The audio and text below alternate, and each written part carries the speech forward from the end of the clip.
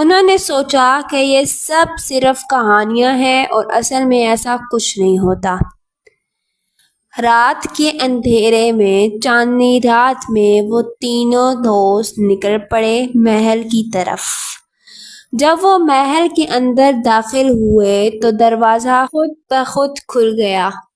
محل کے اندر گھنٹی کی آواز سنائی دی، لیکن وہاں کوئی بھی گھنٹی موجود نہ تھی۔ وہ آہستہ آہستہ اندر بڑھ رہے تھے۔ اچانک ان نے محسوس کیا کہ کوئی ان کے قریب آ رہا ہے۔ سارا نے پیچھے دیکھا، لیکن پیچھے کوئی بھی نہ تھا۔ اچانک ان سب نے چیخ ماری اور ایک عورت سفید لباس میں ان کے سامنے آ گئی۔